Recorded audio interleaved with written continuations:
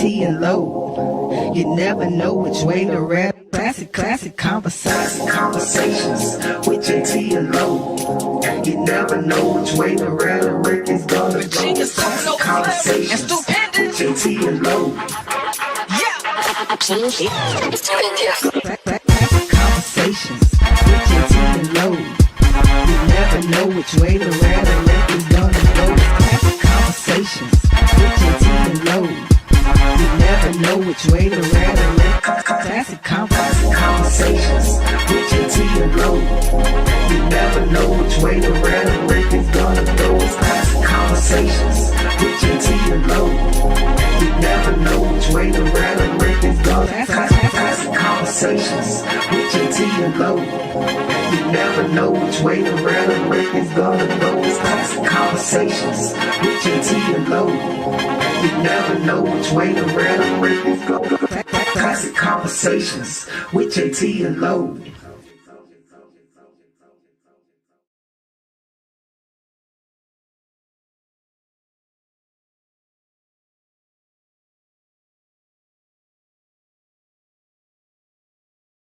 Classic conversations with Jae Tea and Lo. You never know which way to rap. Classic conversations with Jae Tea and Lo. You never know which way the rhetoric is gonna go. Classic conversations with Jae Tea and Lo. Classic conversations with Jae Tea and Lo. You never know which way the rhetoric is gonna go. Classic conversations with Jae Tea and Lo. You never know which way the rhetoric. Classic conversations with Jae Tea and Lo. You never know which way the rhetoric is gonna go. It's classic conversations with Jae Tea and Lo. You never know which way the rhetoric is gonna. Classic conversations with Jae Tea and Lo. You never know which way the rhetoric is gonna go. It's classic conversations with Jae Tea and Lo. You never know which way the rhetoric is gonna go. Classic conversations with Jae Tea and Lo.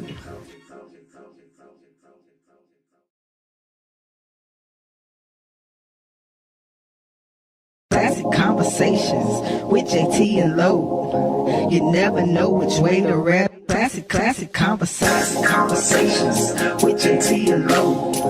You never know which way the rhetoric is gonna go. Classic conversations with Jae Tea and Lo. Classic conversations with Jae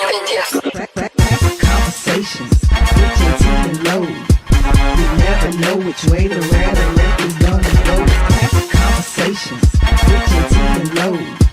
You never know which way the rhetoric. Classic conversations with Jae Tea and Lo.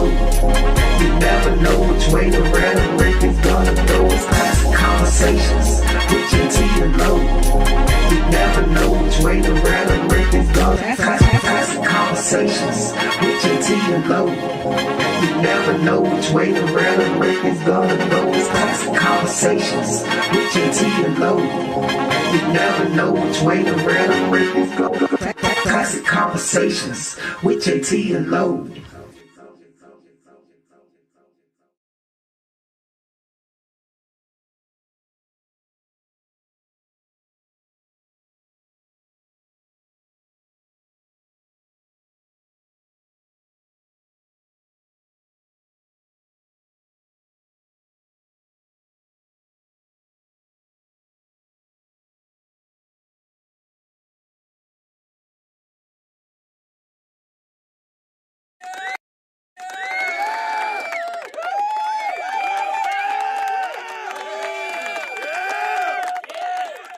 Hey, yo, what's happening, people? Y'all know what time it is. It is 8:30-ish, and it is time for Classic Conversations with Jae Tea and Lo.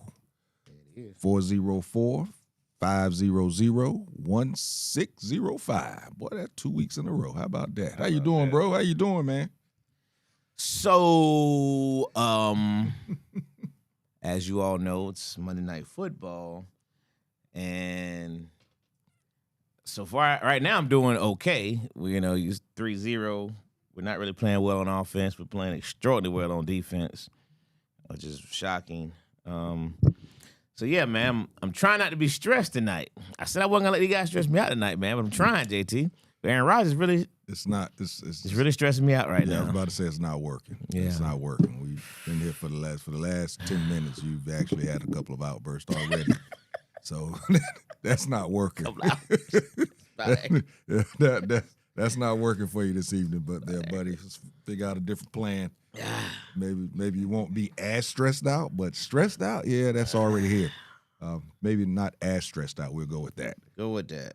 Whatnot and everything. So yeah, we're gonna get going. You know, we need to go ahead and set us up a segment, bro, for 45, 47.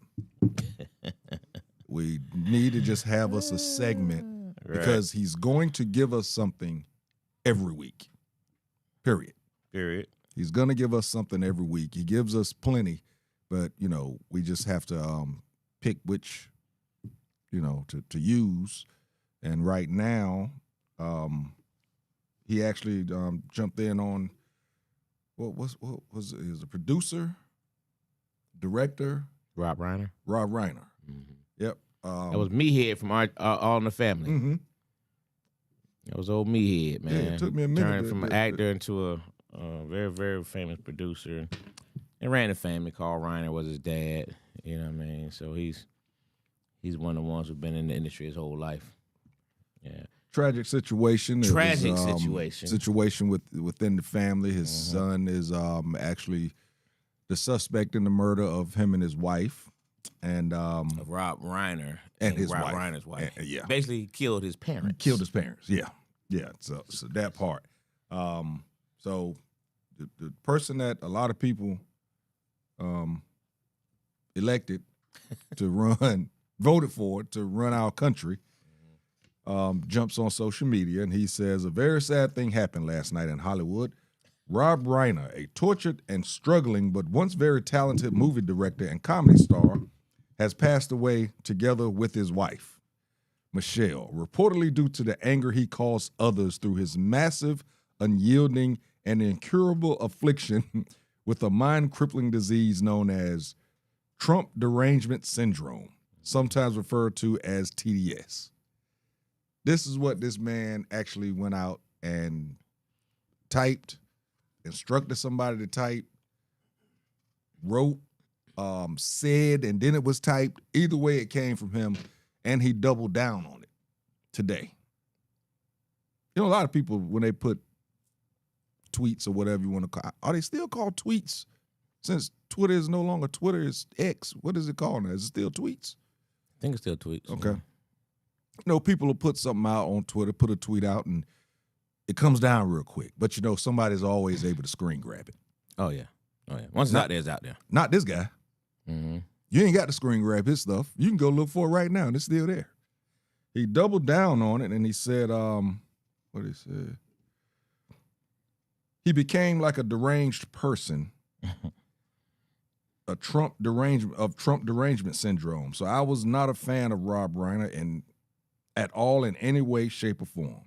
I thought he was very bad for our country. This is unbelievable, bro. No, what's unbelievable is the person that wrote that is the occupant, as brother said. Yeah. He's currently the president of the United States of America. And the president of the United States of America, who's supposed to be for all people, who's supposed to be the person of peace, you're supposed to be the person who comforts, you know what I mean, caring for your country, no matter who or what party they are on, Exactly. You're supposed to be the person that says, I'm the one to bridge the gap. I know you may not have voted for me, however, it's my job. Not this guy. Mm-mm. This guy is the polar opposite. He says, you go against me, you mud, alive or dead. Period. Hey, man. Don't care. It is. Don't care. It's crazy, man. This man was just murdered. This man and his wife were murdered, bruh. These people have family members. And you have zero remorse, zero.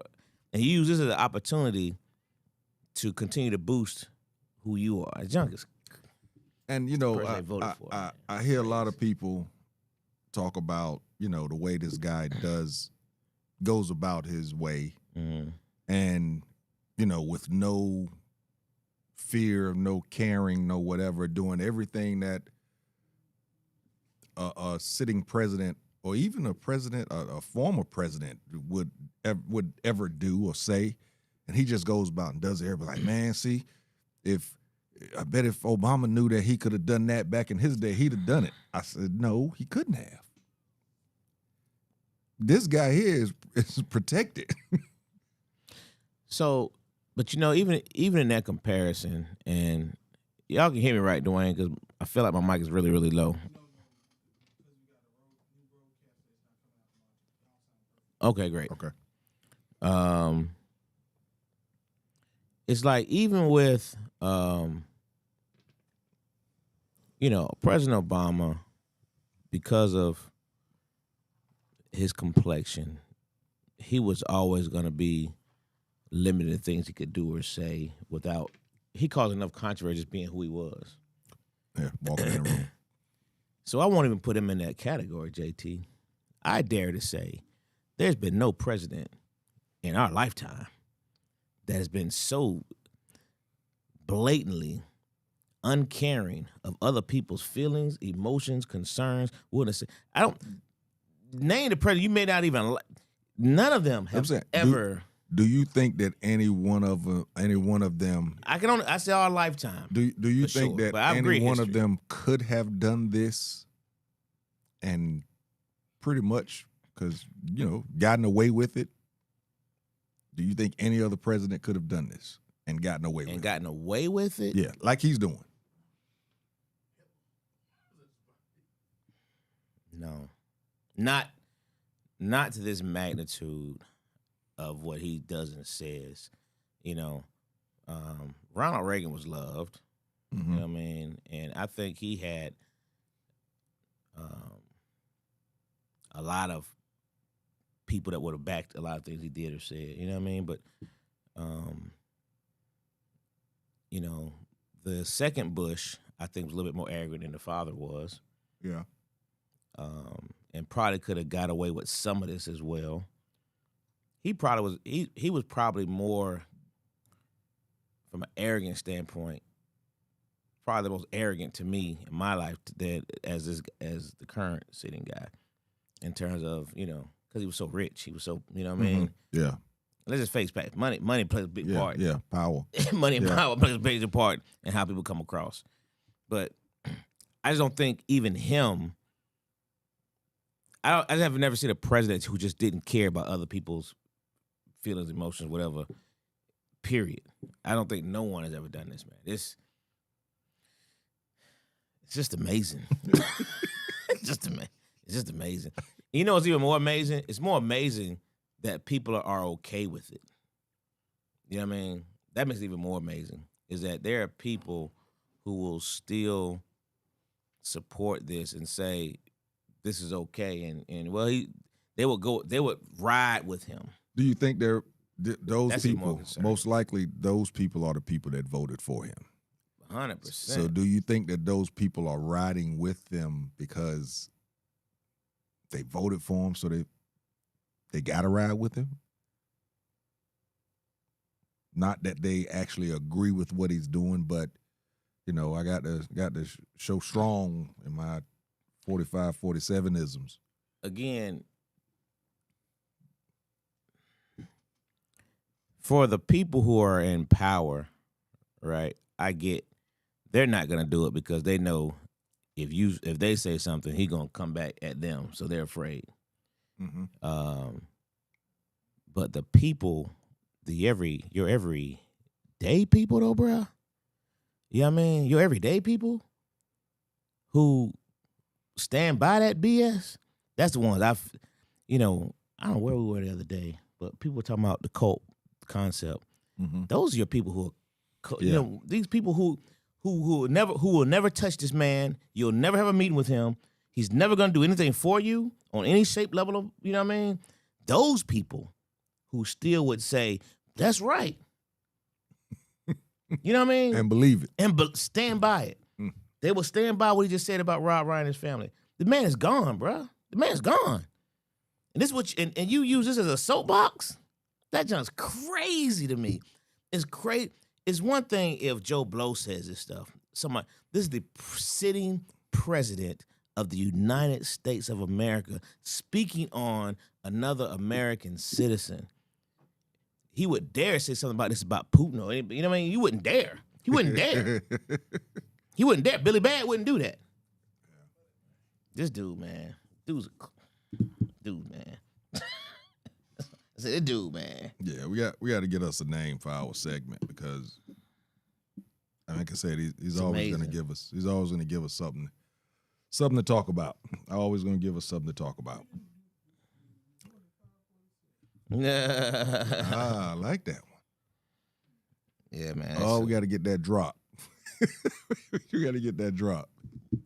But condolences to the family, man. That got to be devastating to know. He had two other kids. They're all adults now, so I won't say children, but he had two other kids, man. And to know that your brother took your mother and father and stabbed her to death. That's. So you got to figure it got to be some kind of either mental health stuff and or, folks like that, they kill for money.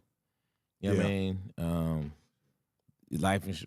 I don't know what you gonna do. It'd be interesting to see when the story comes out what it was all about. I mean, it but must you know be they will pretty kill big, for money. knowing that it's 3 of them. So whatever you killed for is you're only getting a third of it.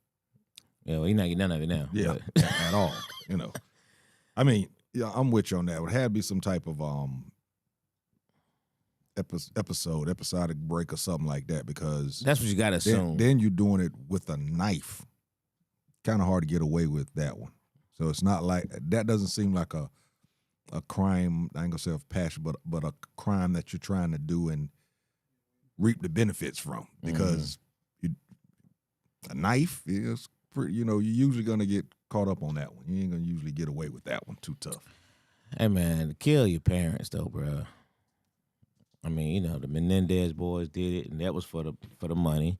A bunch of spoiled brats. You ever look at that documentary?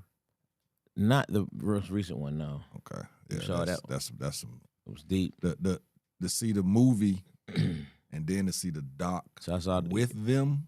Okay. Actually speaking themselves. The parents or the boys? The boys. Okay. It was the movie was close, but it wasn't them boys. That's why they really did it because they wanted to. They wasn't saying they were innocent, but they wanted to do it so that people wouldn't believe what they saw in the movie. It was pretty.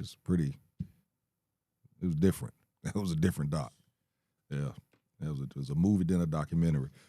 Which leads me to this, not saying that in this case, not in this case with this kid here, but I read somewhere somebody was saying something about mental health, and they were saying that a lot of people are using mental health issues or trauma to escape accountability.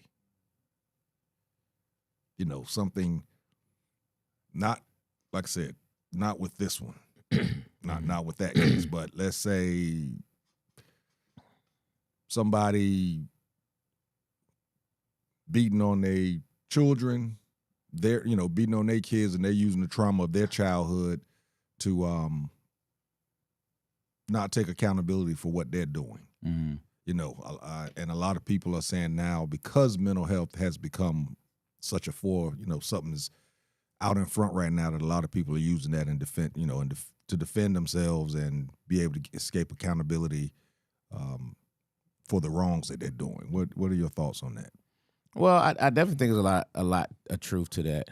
I remember the stuff we talked about a while back where we talked about something very similar to that, and I was like, this is, they just go to mental health because they know that's the way to kind of take the monkey off your back. So I think there's a lot of truth to it. And there's a fine line. And how do you find that? Right. That fine line. But typically when you have people like this, there's history. Yeah, this case is now if it just came out the blue, then for not just for this case, but just in general. Yeah. Just something comes out the blue, but but typically there's some kind of history behind it. And so I would imagine that there's some history behind it. If that's the case, I just saw my mom just say there was some kind of argument. But again, what was the argument about? To make you kill your parents. You kill your parents. And even if it was an argument, it could still be a mental, Yeah.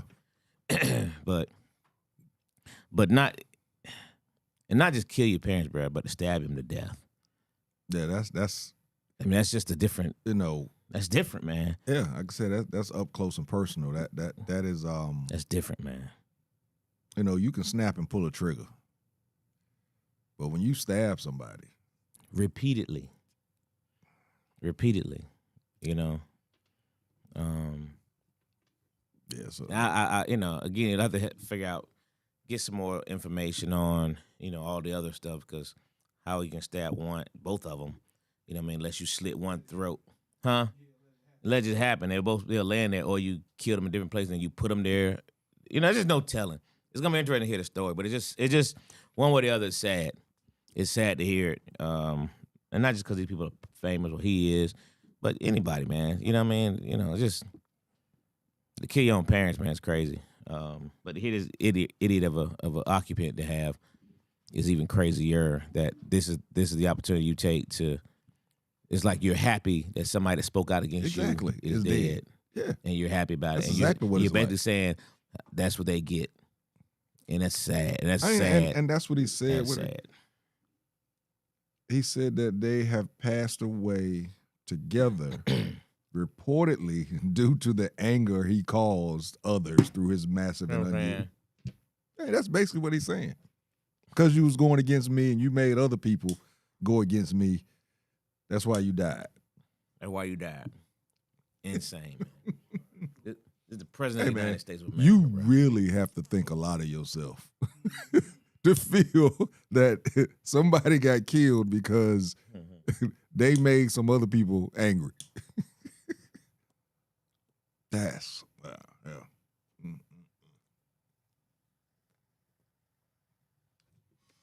Yeah.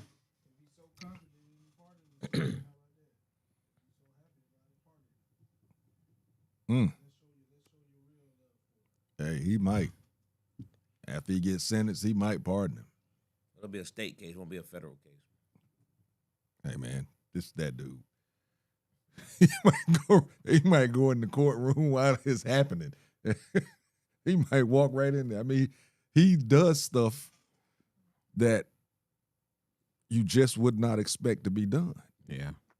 I mean, like I say, he's threatening this whole election thing. That's so far away. It's crazy to think that how long we still have to deal with this stuff. But anyway, we'll figure something else out. Talk about him. His goal is to make you never have to deal with it again. That's his goal. That's his goal. Yeah. Remember that part now. Yeah, that's what I'm saying. His goal is that there will be no other election. Yeah. So I could see him walking into a courtroom. What was this? California? That happened? L.A. Yeah, I could see him walking in there and trying to take over. But it's like, I want y'all to think about it though, man. Do you think his supporters would do anything to stop him from doing that, no matter how against the justice system, the Constitution it is? Because everything he's done so many other things against the Constitution. That's what I'm saying. Do you think they would really do anything to stop him? Well, The Supreme Court he's already put in his pocket. That's what I'm saying. He's put everybody in place to where if they do, they're cut off. Yeah, they're cutting off their lifeline if they go against this man. Yeah, that's what he's done. He's gotten everybody got all his ducks in a row, got them in a row. So then, like you said, the cult-like part of it is for the regular, Joe and Johnny's and all of them, those regular cats. That's the cult side of it. But like you said, those people of power, they're not going to do anything because of the simple fact that if they do something, their power is gone. Their well will run dry real quick. So that's where that one goes. So that was our segment on 45-47. We're gonna get a matter of fact. Right now we got what was it? 45-47. That's that right now. But we're trying to figure out a name for our segment for 45, 47, y'all. Or we can even put his name. I just don't like saying the dude's name. The occupant. Yeah. That's the one. I think we might have to. Yeah, that's a good one. The occupant files. The occupant file. The occupant files. And then at the end of the month, go back and look and see which one was the most deranged. Well, the other thing that took the news this week, your Michigan Wolverines, head guy, bruh, as soon as it happened, I said, damn, Lo. That's all I can say. Damn, Lo. I know. That's the way I felt when Hubert Davis came out and told everybody that his wife was white. I felt, but yours goes a little deeper, but that's the way I felt. Yeah. I feel that, the coach of your team does something stupid like this. So if y'all don't know, we're talking about, what's his name? Sharon. What's his last name? Sharon Moore. Sharon Moore. I don't want to say Grant. I don't know. But Sharon Moore got fired from University of Michigan with cause. With cause means that they do not have to do a buyout or anything like that. Because when it first happened, I was in my car? I just couldn't. I was like, wow, this man just won 9 games. He beat Ohio State. Why in the world are they firing him?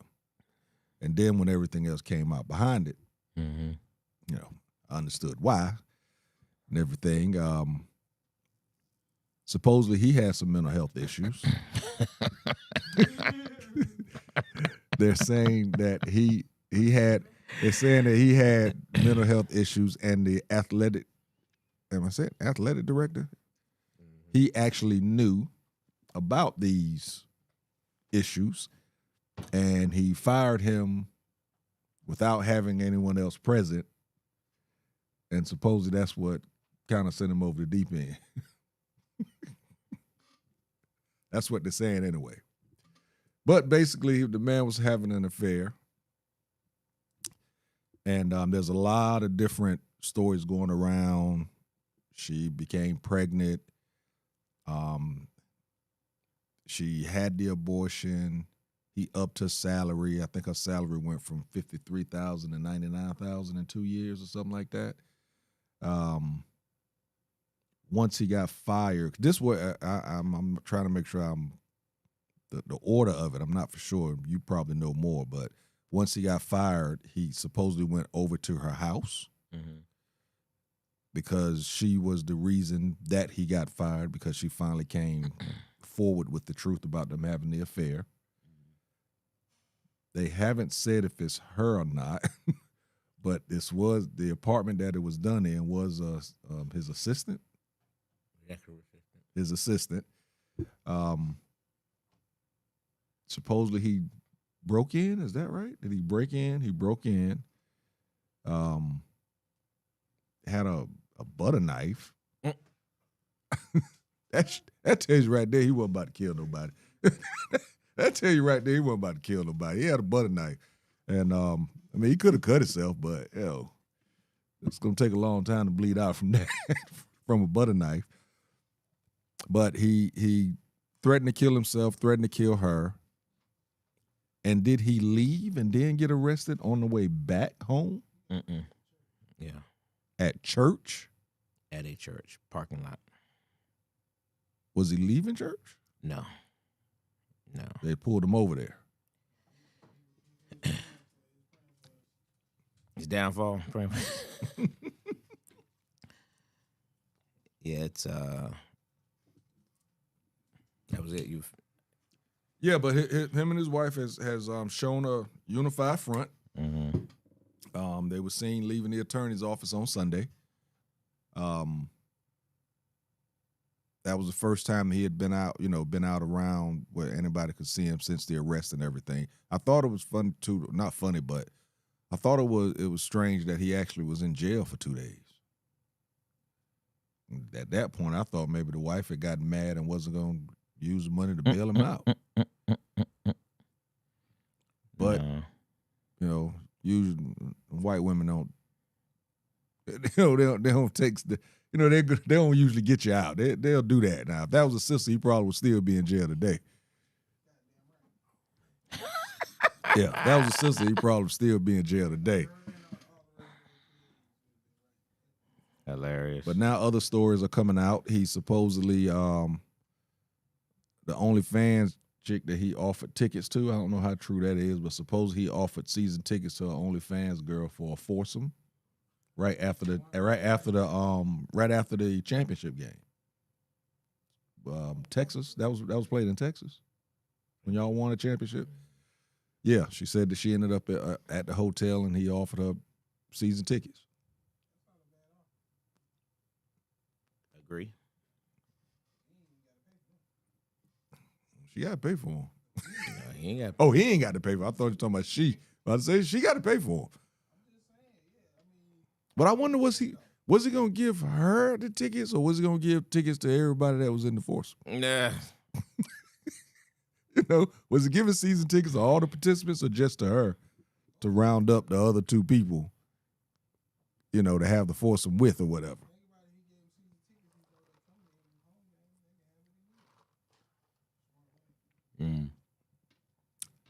Very good point, Dwayne. Very good point. What you think on it, Lo? What you think is happening? Do you think all of it is? First thing I saw somebody said it. You know him, Malcolm. Our old boy Malcolm used to play with us. Mm-hmm. Malcolm said it was a setup. What you think? So I've heard different things, right? To include the setup part.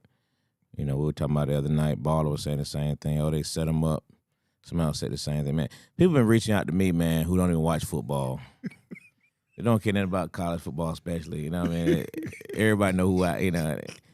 Yeah, man. So it's crazy. It's crazy in the conversation. I be like, you, what?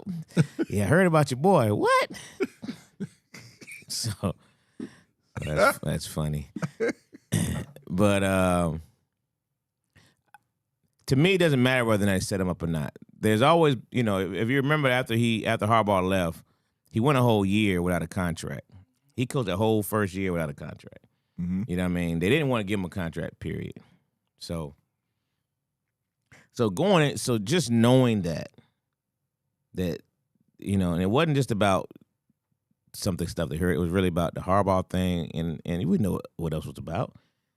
Right. There's never been a black football coach in the history of the University of Michigan. Never. I don't even recall before him a coordinator.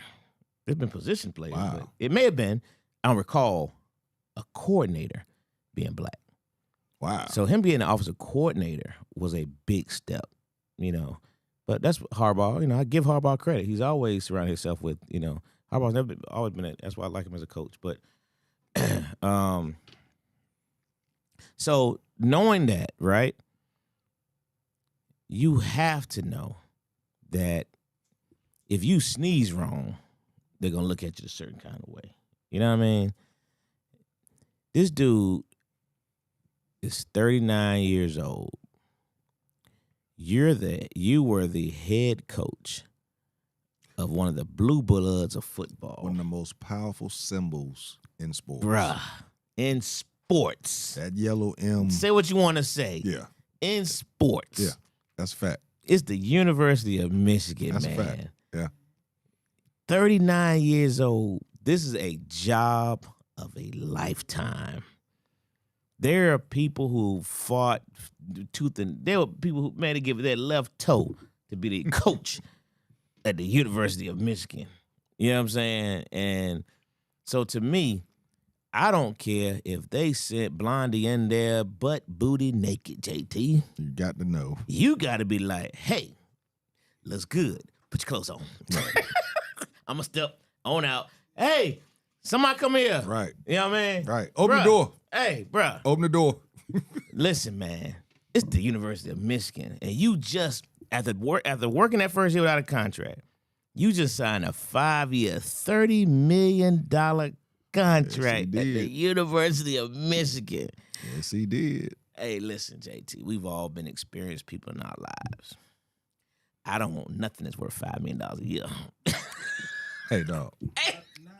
And that's what I said. Hey, if yours is $5 million a year worth, I don't want no parts of it.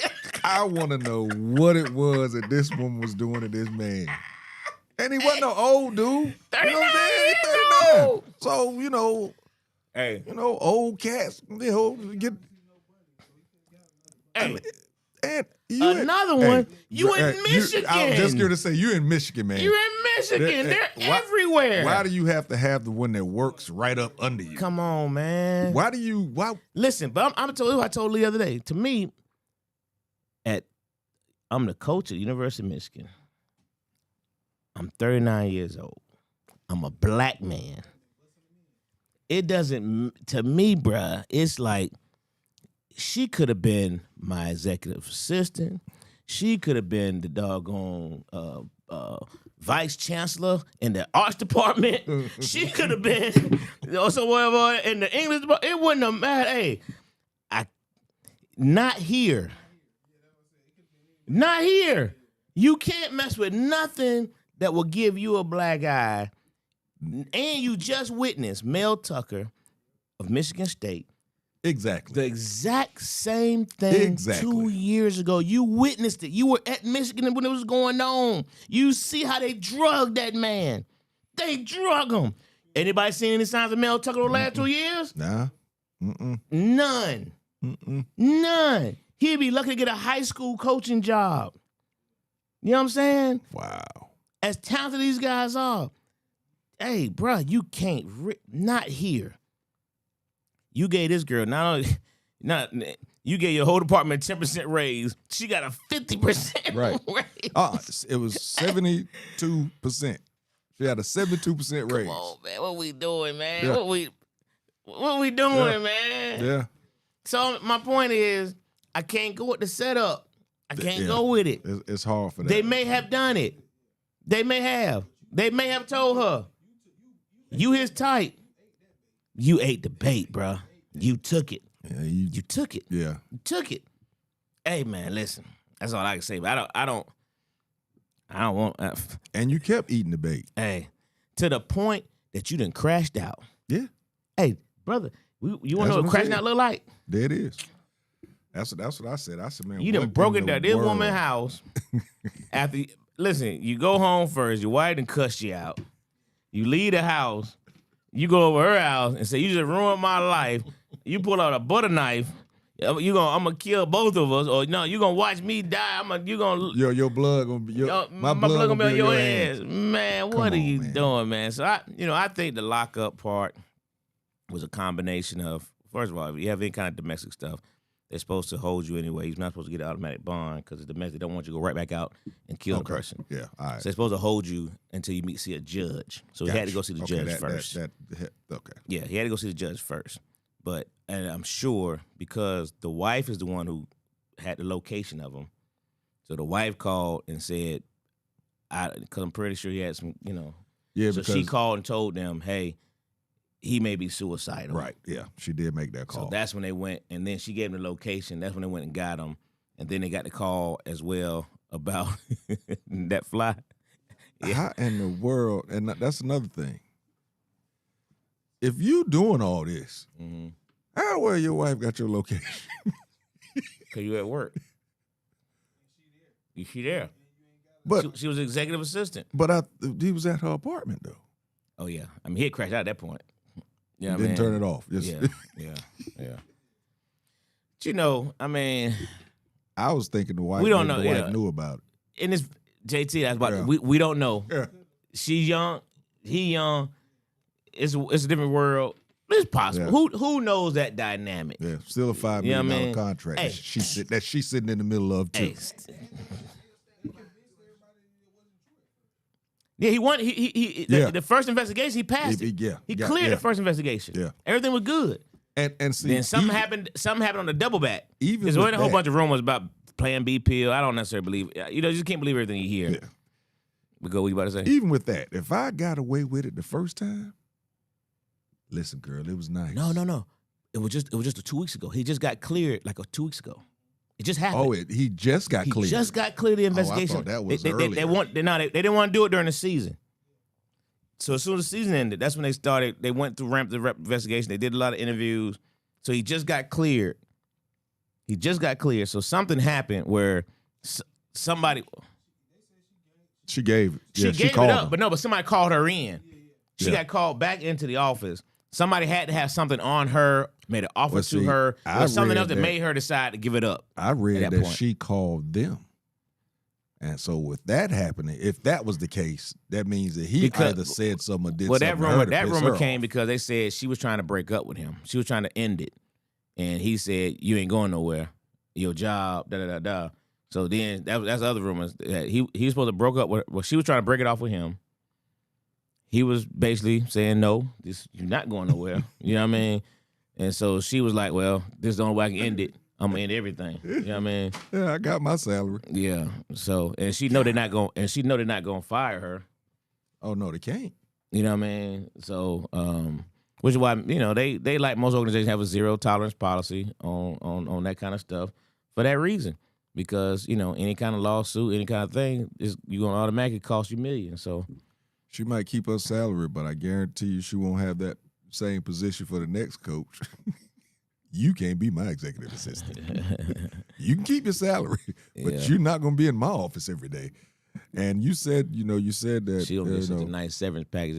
If they release it, they ain't gonna. You said there's never been a black head coach at the Never. University of Michigan. Guess what?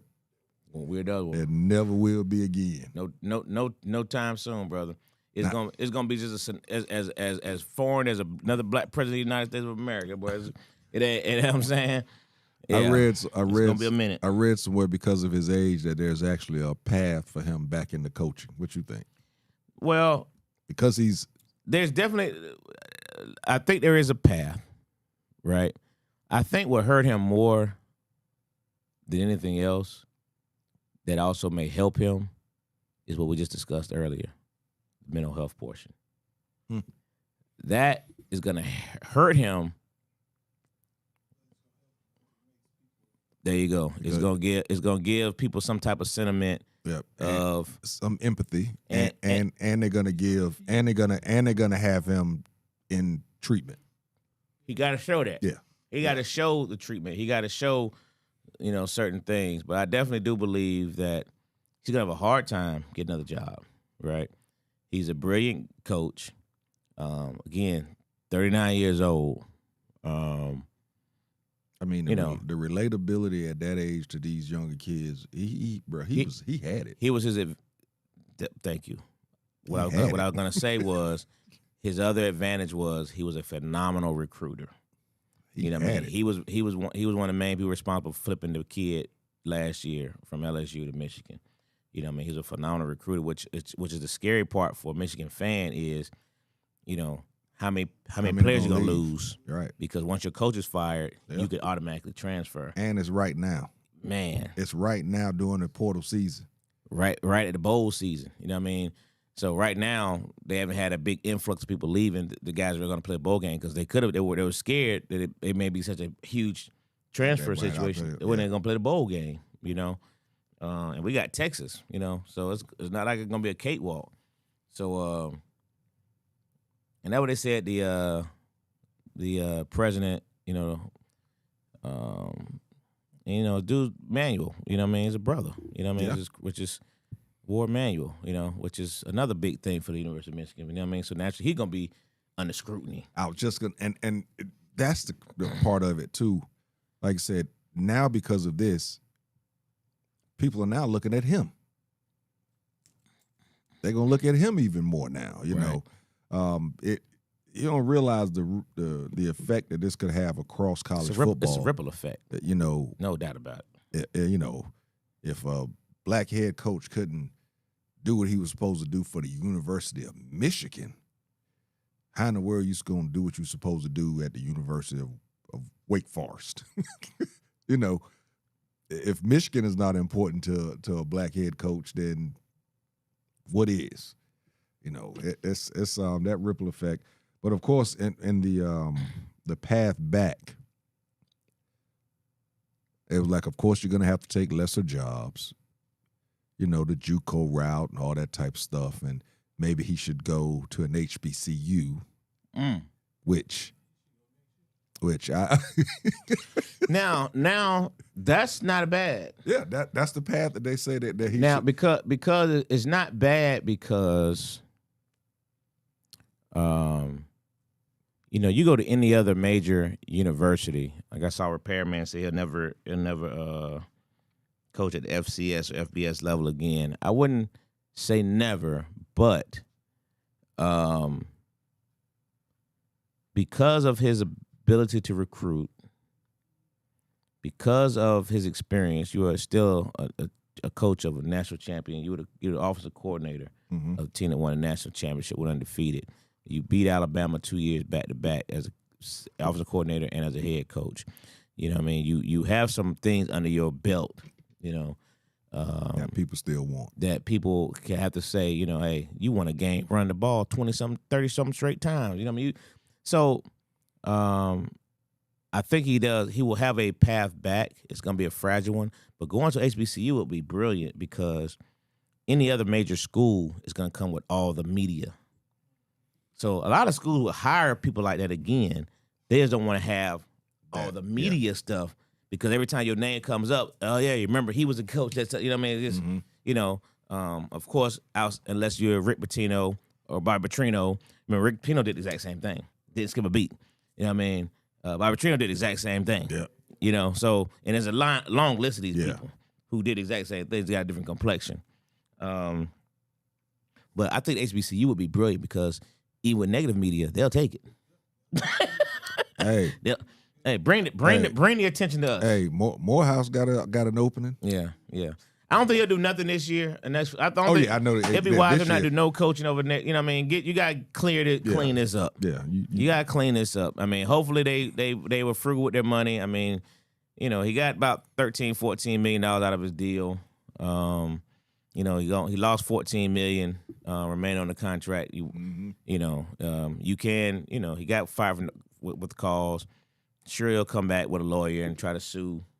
Then Michigan has to decide whether or not that lawsuit is worth the whole 14, or we'll do a $2 million settlement. Yeah, You know what I mean? settlement. Those things happen. So, but I think there is a path. Alabama getting 4-year linemen. That true? I ain't looked yet, man. I've been scared to look. We stole their running backs. They probably gonna, but and then here the other thing is that they got to really find a coach. And you got to do it fast. You got to do it fast because if you lose Underwood, oh my goodness, bruh, the whole team was young. We had nothing but freshmen. That's what I'm saying. That team was loaded with freshmen. And he's the one that he got from LSU, right? Underwood. Yes. And who's at LSU right now? Lane Kiffin. Please believe they're already on the phone to his agent. Oh, please, come on now. You know Lane Kiffin has already reached out. His team has already reached out to Underwood's agent. He don't seem like a Lane Kiffin QB. That's all. That was my pause was. Okay. He don't seem like a typical Lane Kiffin QB, but Lane Kiffin is an offensive guru, so he could probably turn anybody to. So it's something, man. I'm really, I ain't gonna say I'm disappointed in him. You're disappointed in the decision. You know what I mean? But he is amongst. We were talking about it the other day, man. Folks don't there's been wars that have been caused for that doggone woman. You know what I mean? There's been wars, bro. There's been actual, in your history, there's been actual wars. Look at Queen of Sheba. You know what I mean? It's just, we can go, there's been actual wars fought over women. You know what I mean? So, hey, it's a drug. I was saying the other day, man, it's like, somebody asked me the question. They said, do you think he learned his lesson and you think it's going to be a lesson for others? That was the question that was posed to me. And my response was, how many people just in our lifetime have died from drug overdose? Entertainers, superstars who died from drug overdose. And you be like, the Michael Jacksons, your Prince, your Whitney Houstons, these greats. And they died from drugs. And you feel that people should learn from it. And then think about the people before them. Think about the people in my mom's generation and your mom, Yeah. And all the ones that died from drugs. Right. And you thought that the Michael Jackson Prince would learn from them. And think about now, you know what I mean? The little rapper who just died. People don't learn. They don't, you know what I mean? It's like, did they learn anything? No. No. It's going to be a story for the day. It's going to be a story for tomorrow. And then everybody going to go right back to their regular scheduled program. You know what I mean? Yeah. So if they didn't learn from drugs, you know they going to learn from that doggone. Hey, I ain't lying, bro. That thing powerful. That thing powerful. That thing powerful. I tell people all the time. The prisons are full of people. The prisons are full of people. Yeah. Look, cemeteries are full of people because of that thing. Because of that thing, man. That thing powerful, boy. So did they learn something? Oh, man. Yeah, boy. Yeah. That's the problem with that boy, the occupant right now. He ain't getting none of that thing from nowhere. That's his problem. He too busy doing all this other stuff, man. I tell people. That's terrible repair, man. Shoot, right, man. That thing will get you every time, man. Hey, man. It's a powerful drug, bro. Think about every movie that you've ever seen about a gangster. Mm-hmm. What was that gangster's downfall? Every time. Every time. Every time. Every time, man. Nino Brown. Scarface. All of them. All of them. When they were just out, right, Ghost. When they were just out there in them streets, just whatever. But boy, when that thing grab a hold of you, shit, man. It's undefeated. Hey, man. It's like the internet. Hey, man. It brought down a whole lot of folk, bro. It just brought down a whole lot of folk, man. You know what I mean? It's the most, it's the most powerful thing. With Bill Clinton said, I did not have sex with that woman. Hey, man. Hey, this is in the Oval Office. We have to do a show on that, on the power of that thing. The power? We have to do a show on the power of that thing. We're going to have to do a show on it because, boy, oh, man. I fell trapped in my days. I fell for it, too. Crazy, man. It will get you in. Oh, boy. They ain't a man around that had some type of experience that ain't did nothing just straight stupid. You know what I mean? You can look back, you're like, man, that jump was stupid. The hell was I doing? What was I thinking about? I'm sitting outside her damn house. What am I doing? I've done it. I've sat out and had my seat reclined, coming up looking. You seen Joker drive 3-4 hours. Like, you about to do what? And you say you gonna turn right back around? For a hot 20 minutes.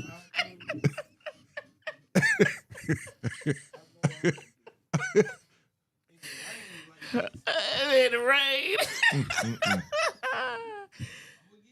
Oh, man. That's it. That's hilarious.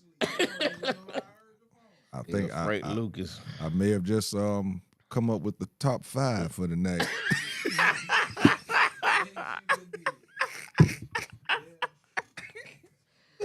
Oh, boy. Oh, man.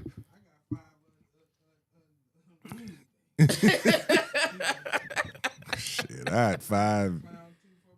Oh, man. 5 illegal things, 5 unruly things, 5 unholy things. Long story short, brother Sharon Moore, man. We praying for you, bro.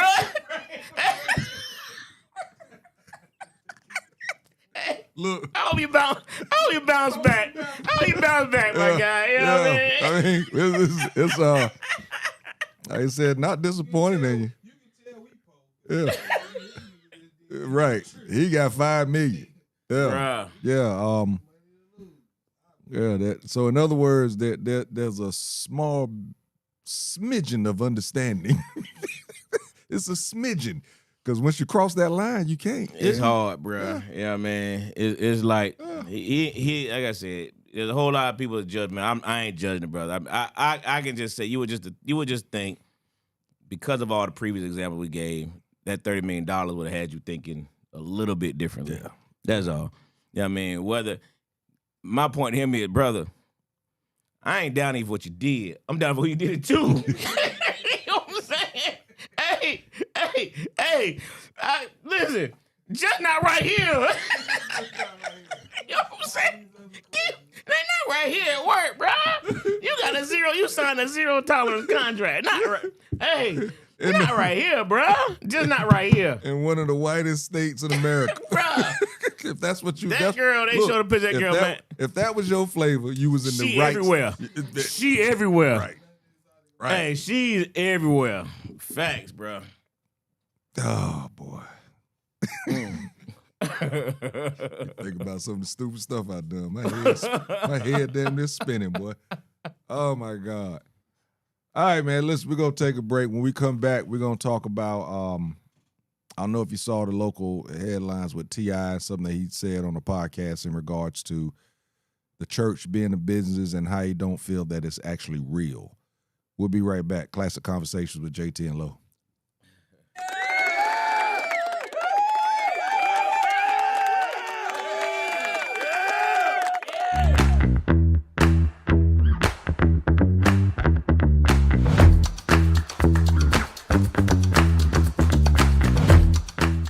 Listen, man, I've had iPhone 11 for a long time since iPhone 11 came out. What? Yeah, iPhone 11, and I wore it with pride because I was like, I'm not getting a new phone every time one of these things come out. That's fair. You know, the whole family got better phones than me, and it's okay. So I'm at Sam's, right, and I'm unloading my cart, and my mom calls me.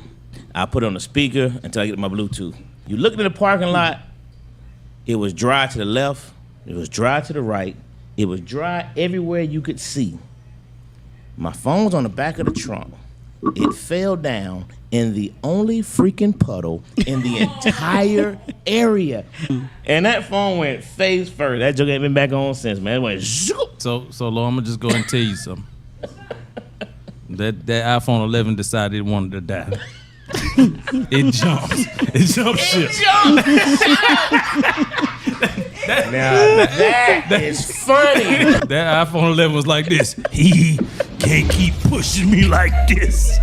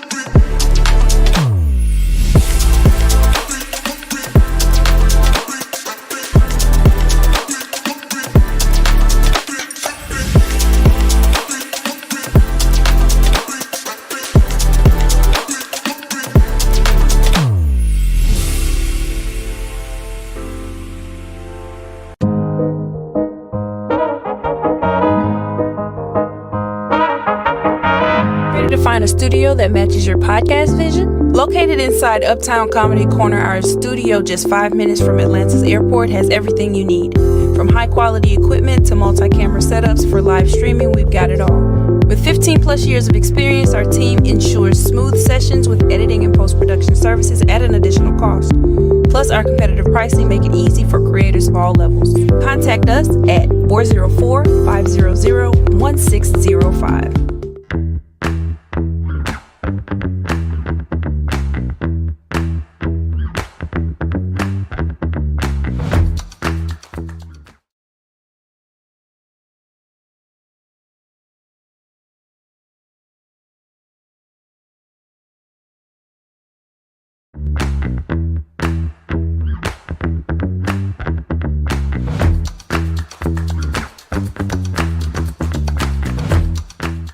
Listen, man, I've had iPhone 11 for a long time since iPhone 11 came out. What? Yeah, iPhone 11, and I wore it with pride because I was like, I'm not getting a new phone every time one of these things come out. That's fair. You know, the whole family got better phones than me, and it's okay. So I'm at Sam's, right, and I'm unloading my cart, and my mom calls me. I put it on the speaker until I get my Bluetooth. You look in the parking lot, it was dry to the left. It was dry to the right. It was dry everywhere you could see. My phone's on the back of the trunk. it fell down in the only freaking puddle in the entire area. And that phone went face first. That joke ain't been back on since, man. It went zoop. So Lord, I'm gonna just go and tell you something. That iPhone 11 decided it wanted to die. It jumped. It jumped shit. Now that is funny. That iPhone 11 was like this. He can't keep pushing me like this.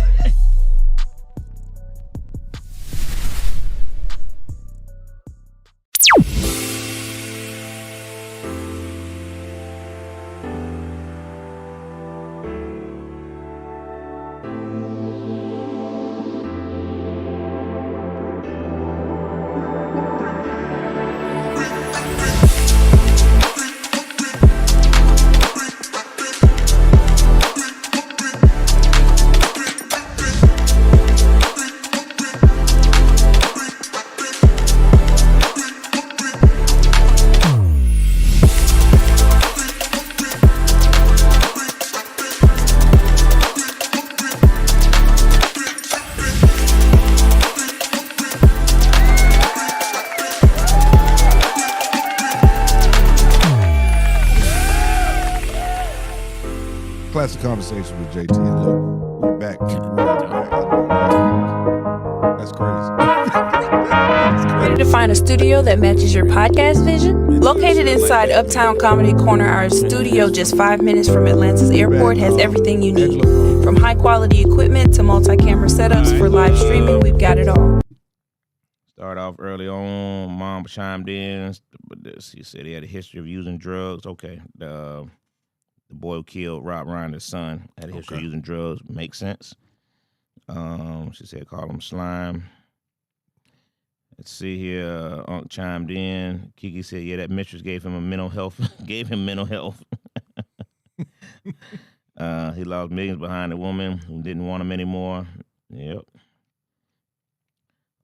Unc chimed in and said, standard story, too much money at an early age, Hollywood drugs, father, mother tried hard. He was never all there. Dude was crazy. The wife knew all along he was having an affair. That's what we was just talking about. Repairman said he would never coach. DK.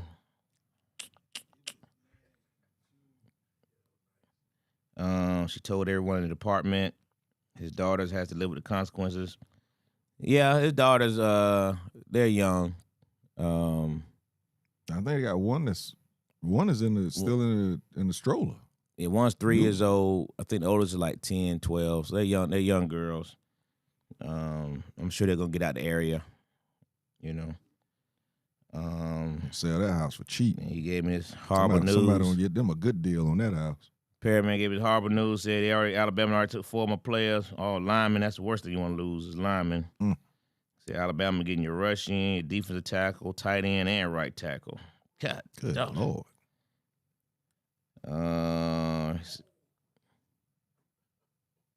Said the outside keep them folks sick. Yeah, they made a song about it. Outside keep them folks sick.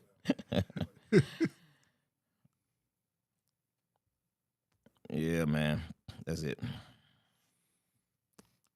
Okay, so recently, before we get into the business of church, recently there was, we had somebody, my man Harvey, prayers to Harvey also. Glad you're doing better, bro. Yeah, no doubt. Had him on the show, and we was talking about, the anger issues and stuff like that he see in the job that he does. He works with a lot of youth for Fulton County. Well, there was just recently a stabbing at North Atlanta High School. Kids was fighting, and the kid he flipped him, threw him down. He was winning, but then he pulled out a knife and he stabbed him. What was it, about 3 or 4 times? Multiple times. Because it looks like there's a video out of people. He stepped back and then went back in and stabbed him a couple more times. What is happening, bro, in our schools? Because as we've talked to other people about this, Dwayne know of someone that works at a school, said that there's a lot of stuff like that go on at these schools that don't make the news. So how is this happening so much in schools where students are being high schools where students are being assaulted like this? What do you think? Is it a security issue? Is it parenting? Is it that some of the educators are just there not realizing that your job is actually more than just educating? I think it's so much. I think it was scissors. Actually, I don't think it was a knife. I think it was actually scissors that he went to get out of his bag. From what I've understood, that was scissors, not a knife. So it wasn't necessarily a weapon that he brought in, or whatever. That he brought in. Yeah. So if he had scissors, that was. I imagine you still have scissors in school. I don't know. But yeah, man, it's so unfortunate because, like I said, he slammed the kid. Once he slammed that kid, the fight was over with anyway. You know what I mean? And I never really saw the kid, and we watched the video, I never really saw where he gave a whole lot of fight. The kid that got slammed. Yeah, I didn't see where he was giving a whole lot of fight. The most I saw the kid do was grab him at the point of, you know what I mean? But I didn't see him grab him. It just seemed like he was inferior. I don't know if the kid, maybe bullied him as another play. I don't know, man. Without having all the backstory, but just the visual of it was he had the upper hand. Didn't look like that kid wanted to fight. Didn't like the kid wanted to fight. You know what led up to the fight? I don't know. I don't know if it was a racial thing said. I don't know. And that could have played a part. You know, jokers are quick to use words that they can't back up. But at the point that you slammed them, you had them, and I was really disappointed. And number one, that fight went on long enough. There was enough yelling and commotion around that you would have thought you would have saw a teacher, administrator, somebody, step in, at some point. It was also disappointing that, the only time a student tried to stop him is when he was going back after the kid was already down. You know what I mean? Before that, everybody kind of just made space. Yeah. And you can imagine the recording you saw is probably 50 more of them because everybody was recording. That's what Everybody was standing around with phones. Everybody's standing around on phone watching the fight, man. And that's the unfortunate part. And then it's like, I think this kid was 16, 17. I don't know how the exact age, but it's like, man. And I said this to y'all, it's like, why? How are you so angry at this age? You know what I mean? How you, and you just said, Dwayne was saying off camera about a friend works in the school system, talking about all the other stabbings and 2 girl stabbings. And, bro, how are we so angry? And you would think. At this age, man. With the advantages that kids have. The teacher's hands are tied. Yeah, and I agree with that, and that's very unfortunate. And that's where it's gotten. You know how sometimes now they say, like in the streets, if you see some people fighting, you kind of go, you don't step in, you go on about your business. And I think that's actually has crept into the school system also, in the educational system. And you can't. I mean, who knows? The teacher could have came in and gotten stabbed too. And I'm sure that's what some of them are thinking. I ain't stepping in no fight, and then I get stabbed. No different than, if I'm walking down the street and I see 2 cats fighting, I ain't going in there to break it up.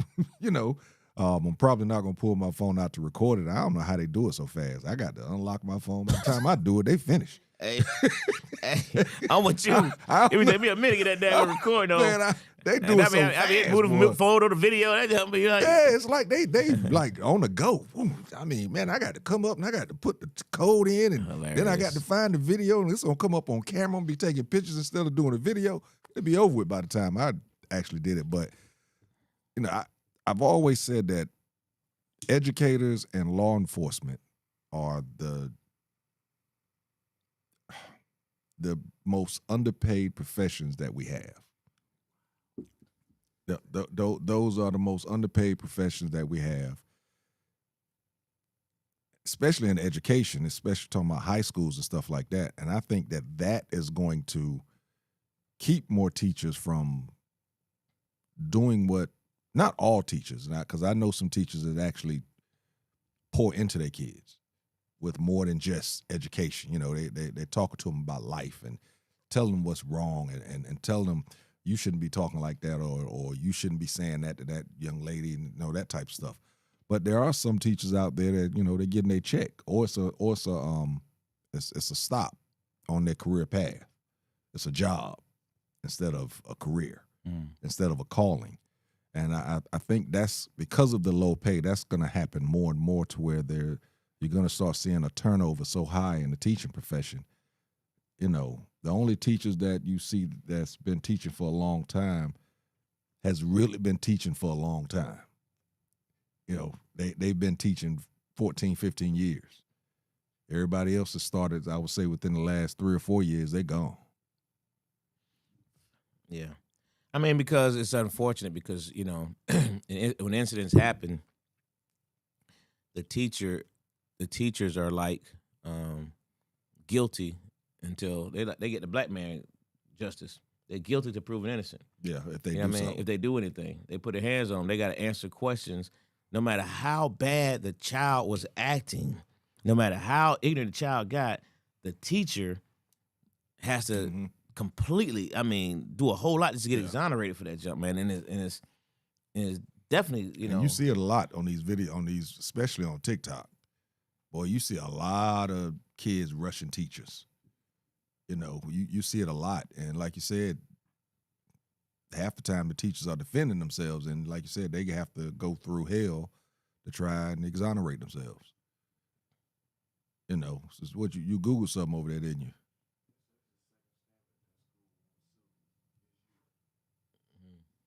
Say it's the second stabbing at that school with scissors this year. I like you need to do like Walmart, put that stuff behind the glass. You have to take inventory before the class let out.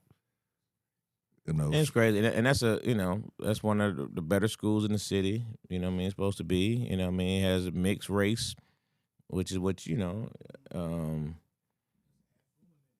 it's a fluent area. Yeah, absolutely. Yeah,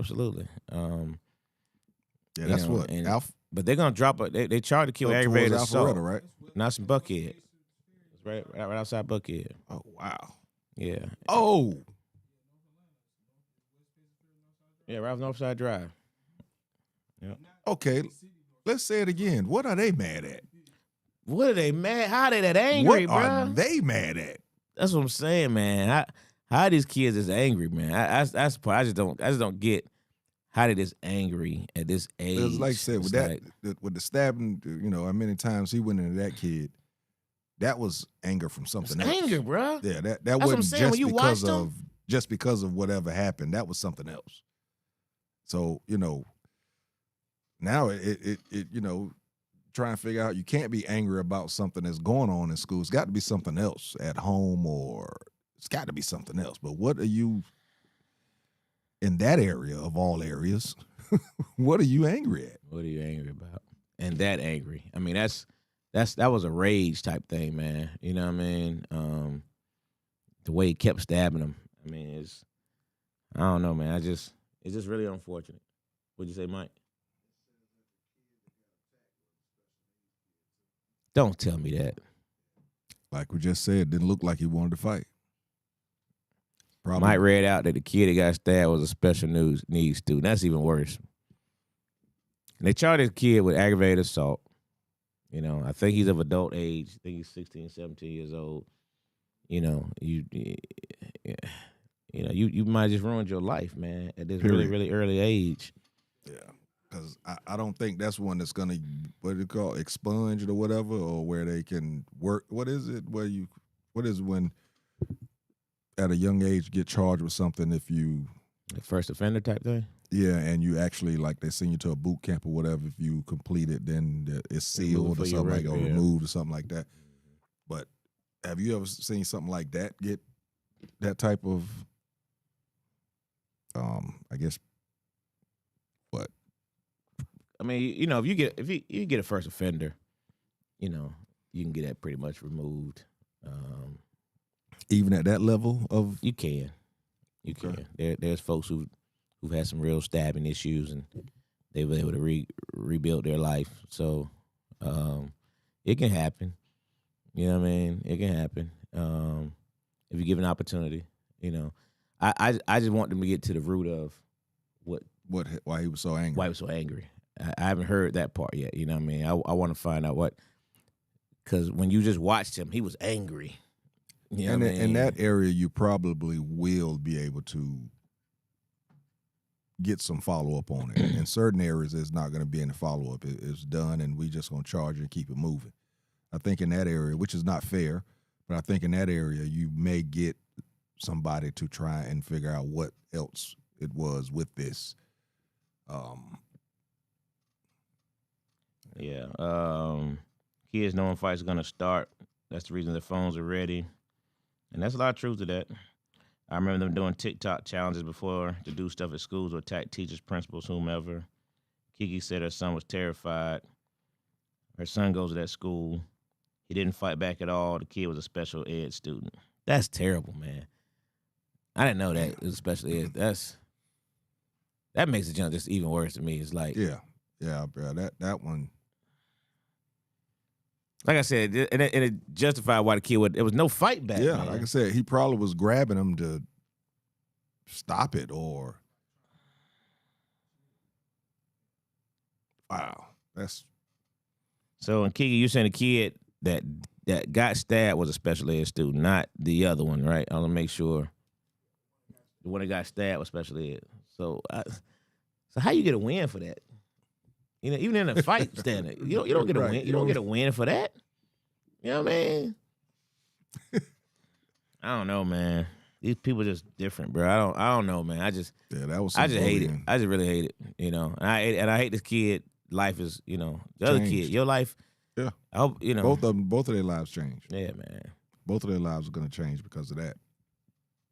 I know they charge with aggravated assault. So, and they got you on camera, and they got you going to your bag. You don't have a whole lot of defense. You don't have a whole lot of defense. Yeah, whatever he said. But again, it's a special needs kid, so like I said, it just makes it worse. It does. Hmm. It does. Man, I hate that one. Protocol. Hate that one. You silly. Try to do it under my breath. Yep. You calm down. You're up 21-3 right now. Calm down a little bit. We done blown leads in the fourth quarter last week. Yeah. That boy a chain. All he need one play. He go 80 yards on Oh you. yeah. You ain't catching him. He will. Yeah, he'll take off on you. That's why Frank probably ain't called in. Frank locked into the game. I wonder if he's doing He it. got his ritual, so. Oh, for real? Yeah, he got his ritual. All right, so moving on, man. Again, prayers for the kid, for both of them. Yeah, for sure. Yeah, prayers for both of them kids, man, on both ends of that. Recently, T.I., Clifford Harris, actually was on a podcast, and they was talking about, did they ask him about church, or did they ask him about his relationship with God or his relationship with the church? But either way, he said that he actually doesn't believe that church is real because of all of the business side of church now. Had some people, I was listening to it on the radio too. I had some people that was calling in about it, and one lady called in, and it made, they was talking about tithing and all of that type stuff, and it made me think of this question after I say this. She was saying that, how, in regards to tithing and the offerings and stuff, how else is the church supposed to have the money to pay their tax bill, pay the salaries and all that type of stuff? It had me thinking, is tithing more in a big church than it is in a smaller church? The amount you're supposed to give? Yeah. It's not supposed to be. I didn't think so either. So But the tithing is supposed to be standard. It's the building fund, the pastor's fund, the brick fund. Those are the things that are questionable. But the tithing is supposed to be, standard. So, and do you think Whose that dad is supposed to have an assigned chaperone at all times? the one that got Student stabbed? who was stabbed is supposed to have an assigned chaperone at all times. Well, daggone, where would the chaperone at? An adult chaperone? All right. Do they have Or a student assigned chaperone for each special needs That's child in the school? That's interesting. That's interesting. There's a And whole I lot know- of questions got to be answered then. Yeah, I know mine. It was a long time ago, but all of our, like I said, we called them special ed, Mm-hmm. but they were together. They was, Did everything together. yeah, they did everything together. So that's interesting. If they're supposed to have a We had special one in our chaperone. school. I remember his name. I saw him one day years later, and he had a heavy set dude, with the glasses that those Mhm. kids, the big bifocal. Yeah. And he just walked down the hall real fast. Just, just real. It was real, Maybe. And people always mess with him, man. You know what I mean? And I was like, man, I used to be like, man, leave Buddy alone, man. He ain't mess with y'all. Leave him alone, man. You know what I mean? Because he actually talked to me one day, man, because I was like, man, leave him alone, man. You know what I mean? He ain't mess with y'all, man. Leave him alone. You know what I mean? It's like, but it was weird, though. I ain't gonna lie. It's just... He walked down the whole million miles a second, bro. He used to trip me out. Boy. I was like, man, leave Buddy alone. He ain't mess with nobody. But leave him. I don't understand, We man. didn't realize but there's no in the world I would let anybody fight him. Is my point. There's no way you were not gonna when fight you said him. the special needs, I was wondering also. There was nobody else that was there to take up for this kid. Yeah, man. Come on, man. I don't remember having special needs like that. We had special education that just wasn't smart enough to keep up. And, it's shameful I should say this, but I have some cousins that, they showed up at my high school reunion, and I was thinking, I don't never remember seeing him in class, in not one class. I wonder if he was special ed. Because I never saw him, because they always, they had their classes together. I've always said, man, you never know. After graduation, man, what happens to all those people on the short bus? They just integrate in society, JT. What happens to them? Who tracks them down after graduation? They graduate, bro. They just release them to society, man. There's been a lot of people at the comedy club. I'd be like, that was one of them. you're one of them people. That was- I was like, you're one of them folk that they just release to society, man. Hey, look, hey, maybe some of them grew up. Look, this is bad, but maybe some of them grew up and stabbed their parents. Yeah. Bad, but Hey. all right, man, get to the church thing. Get the special needs people, Man, man. said, you We- ain't right, we bro. gonna get in trouble talking about these people. Look around and get canceled talking about these folk, man. Them and the alphabet people. Don't talk about them folks. Oh, man. Talk about them, get in trouble. So the church thing in regards to the business thing, do you think that the word has been watered down because of the business side of it? Watered down. What a strong word.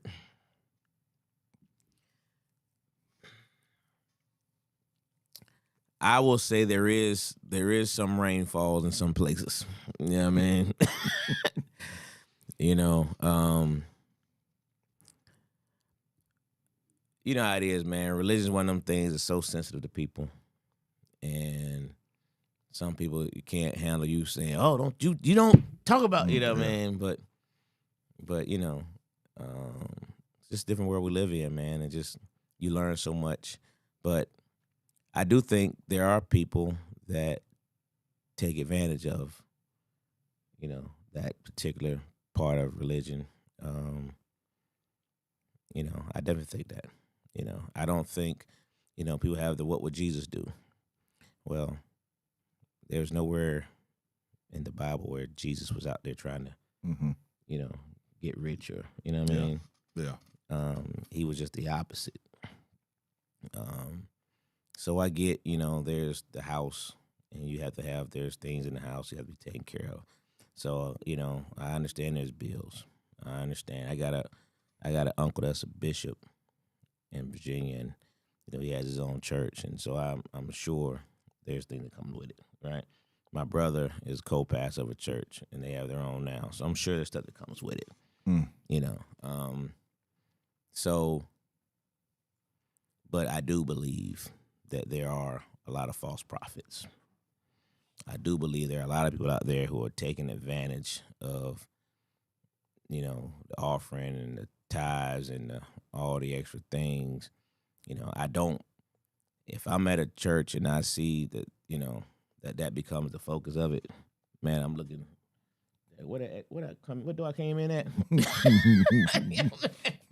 Out of there, bro. You know what I mean? Because that's my thing is watered down.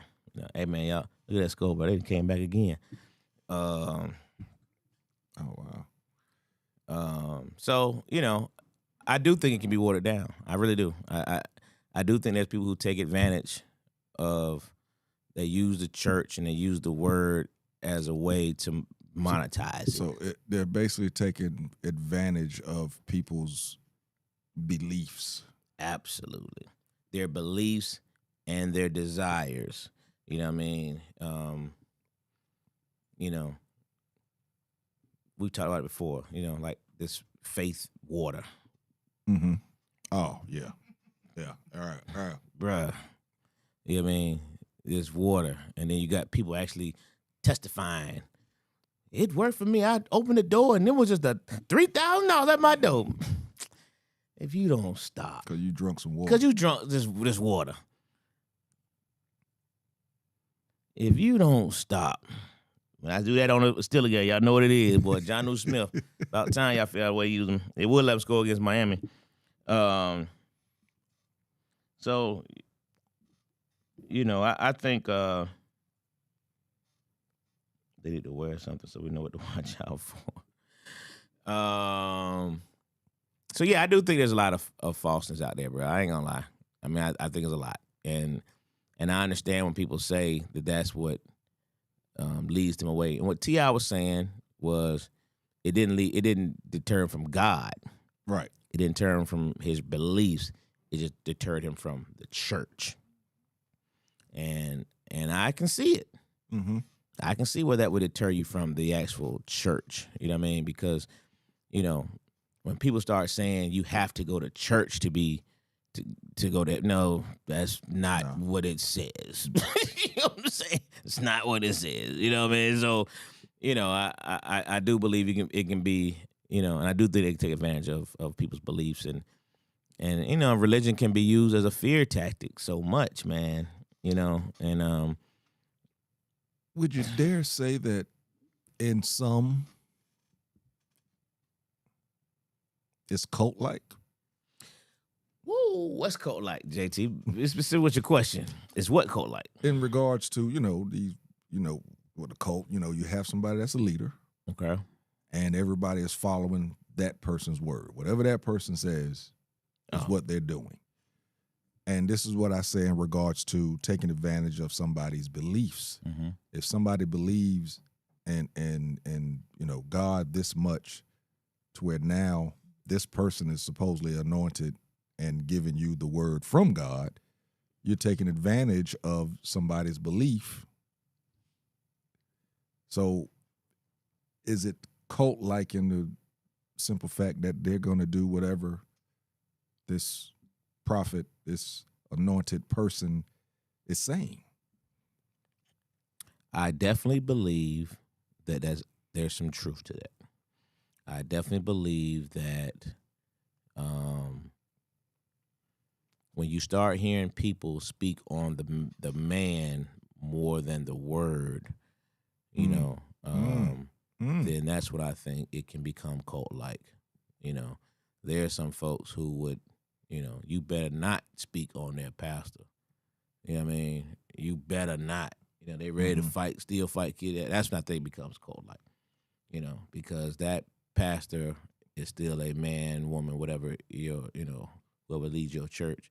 They're still human. They're still, so don't hold them on a standard of a level that, they can't be touched. Yes, they can. You know what I mean?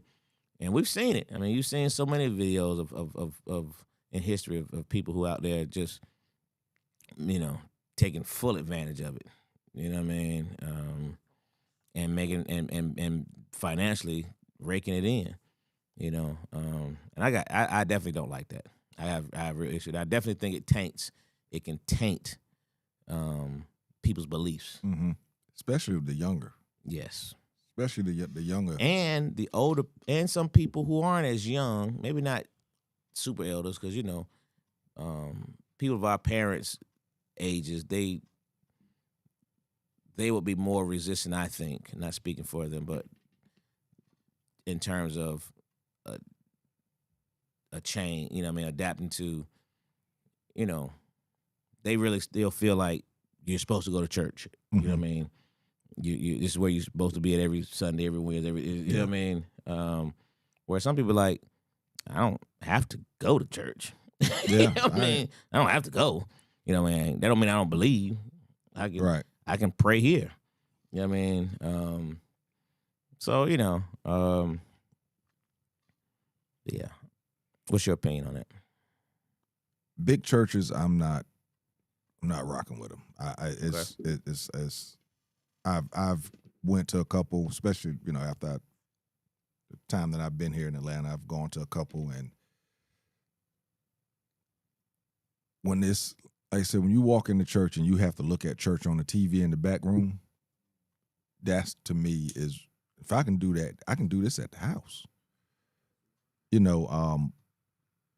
If it's not a smaller, what I like to call a community church, Mm-hmm. It's hard for me to really feel what I in a bigger church. It's hard for me to feel what I feel if I went to a smaller church. It's almost like the same thing. You know how they say when classrooms, when you have a class that's really, really big, you say you got 40 students to one teacher. All them students not going to get it. Mm-hmm. To where if you had 15 or 20 students, they're all going to get it differently than when you have 40. I feel the same way in regards to these huge mega churches. Pastor Wiley Jackson. He had a church out in Stone Mountain, small church. I used to go there. I loved it because his church was early enough where I can go church and then I can go play flag football. It was great. It was perfect. And he always got done on time because he had to go. I didn't know, but he had a mega church that he used to have to go to. And I went to the mega church one time and I actually felt different. It was the same pastor, but it just felt different to me. It could have been because I walked in with the, preconceived notion in my head. And, oh, here I am going to one of these big churches. It ain't going to feel the same. So it could have been that.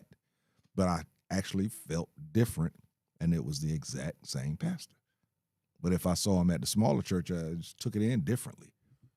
I'm not a believer in that you have to go to church to, go to the next level or that type of deal. Because, I'm spiritual. I have a spiritual belief system that I roll with. So I don't need to be in the church to believe. Now, I can go to church and learn differently because, again, I've said it on this show before. I've tried to read the Bible. And it didn't work for me. I was just reading it and wasn't getting anything out of it. So, but it has to be a smaller church. And honestly, I can't tell you how many times I actually did right by my tithes. I can't. If I did, it was a good month that month. It was a good month that I could do it, but I can't say that I've, what is it, 10%? 10%. Can't say that I've given my 10% every time that I have tithed when I was, most of my stuff was offerings. I didn't, do the whole 10% thing. And I didn't feel bad about it. That's another thing. If you go to a church and you only give an offering, if people around you or the church makes you feel guilty for only giving an offering, that's a problem. That's a problem. So, ask a cop, he always talk about, he feel that that's one of the main reasons why we are now where we are now with our younger is because church has been taken out. I don't know if church has been taken out. I think sometimes yeah.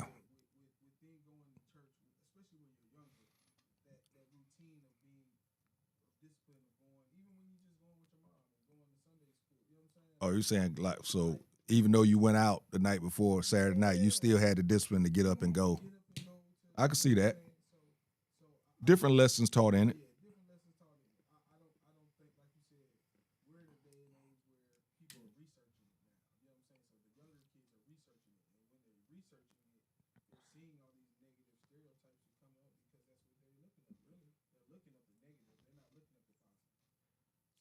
You're going to repeat what Dwayne said because they can't hear. Oh, man. You had to grab that mic. That was a lot. He said some good stuff, though. Yeah, we can hear you. We heard you. I thought I heard you come through the speaker.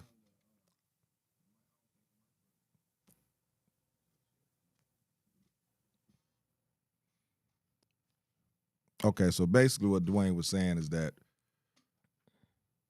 especially as a younger person, it's a discipline that's learned by going to church every week or going to Bible study. It's a discipline that's learned as a younger person because it's something that you had to plan for, something that you knew that you had to do. And I can see that, especially as a younger person, because let's face it, most of us at 8, 9, 10, 11 wasn't getting the word. It was just us getting to church. That's a lesson learned that you had to get up and, you had to do something that you probably didn't want to do, but you still did it. There's a discipline learned in that. Did I break it down well enough? I did. Okay. But you know what? I think and then that goes back to the kind of church, right? Because I learned a lot as a kid. Because we spent a lot of time in church. I mean, a lot of time in church. You know what I mean? Between the Bible school and all the they had the kids' church. Yeah, I mean, there's a lot of church. Mine was Wednesdays and Sundays, and a choir rehearsal also sometime in there also because I was in the junior choir. Yeah. So.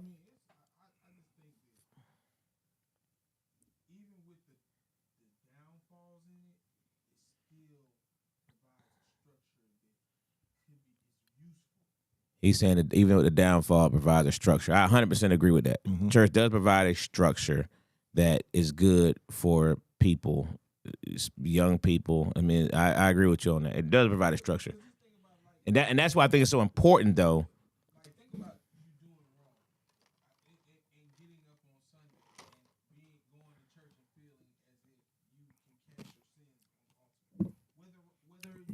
Be cleansed, yeah.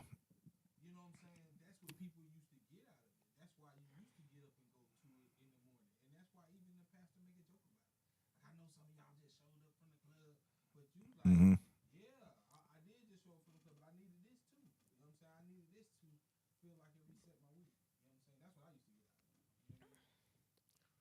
I think, to me, what damages the tithes perspective is when you start getting, the preachers who start asking for tax returns. You know what I mean? And doing those things and shaming people. Yeah. If they don't pay their tithes. Or calling somebody. Oh, they used to have a roll. It's be a roll. Calling somebody or during the week. It'd like be a roll. I was went to a church where they actually had, it was a roll book. And if you didn't have your tithe, you know what I mean, they would start sending you, letters saying, hey, yeah, we're going to take you off the roll. You know what I mean? It's like, Really? Like, really? Yeah, I mean, it's like, I don't know about that one. You know what I mean? I think that starts bringing questions. So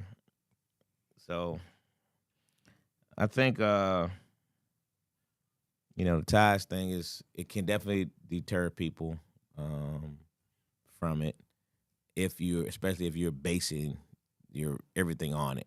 I think that's where it gets really, really dangerous. Don't base everything on it. Kiki said interesting statement right here. She said, where was it at?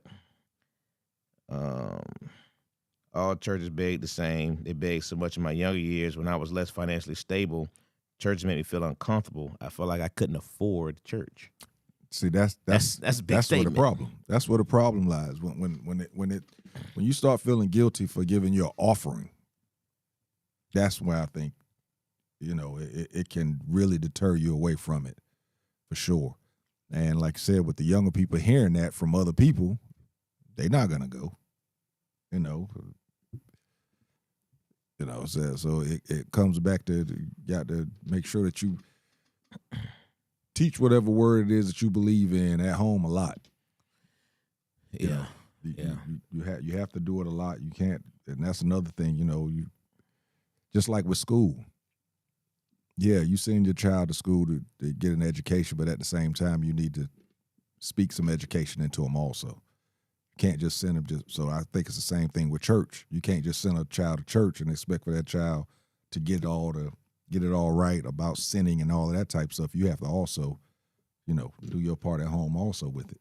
So. Yeah. Now I get what T.I. was saying. I can't say I disagree. I didn't disagree with his statement at all. I thought his statement was pretty profound, and it hits home to where a lot of people, are thinking. And that's face facts, man. We have a lot more knowledge now. You have a lot more. You can do a lot more research.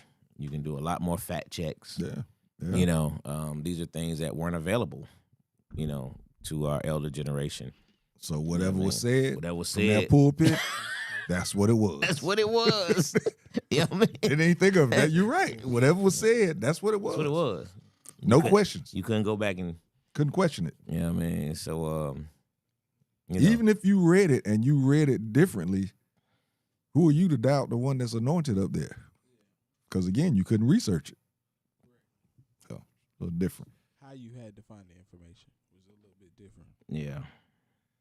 All right, that was our Urban Atlanta chimed in and said he needs a mic. Yeah, we told him they were trying to get it on. It's hard to trust the church these days. It hit home for me. It's and again, man, it's what it is. You know what I mean? It's what it is. But I don't think people should be shamed into it. I think you should give from your heart, whatever that is. They say it's supposed to be a cheerful giver. Well, let me be cheerful, right, and give you what I can smile at. You know what I'm saying? I don't want to give you nothing where I got to be like, because if you do the research of the 10%, you know what I mean? It gives you more information on what that 10% really supposed to be and what it boils down to, and it's a lot more to it. You know what I mean? But again, I've said this for years. You can take any Bible verse. I've said for years, you gave that Bible verse to 10 preachers, you'll get 10 sermons, all different. Facts. Just, you know what I mean? Because everybody's going to interpret things the way they want to interpret it to relay the message that they want to put out. Just the reality of it. Let me ask you this, and we're going to get off this church thing, because this is our church content for the year. After this, we won't talk about it again in 2026. Do you know anyone that considers themselves a devout Christian? Do I know anyone? Mm-hmm. Oh, yeah. I would love to have a conversation to find out what makes you a Christian. What makes you a Christian? Mm-hmm. What they believe? Yeah, I'm about to say, you got to go on what their belief is, because the belief is, most people, I'm gonna tell you, it's gonna be they didn't check that spot. Man, you're up 28-9. I don't care. Tell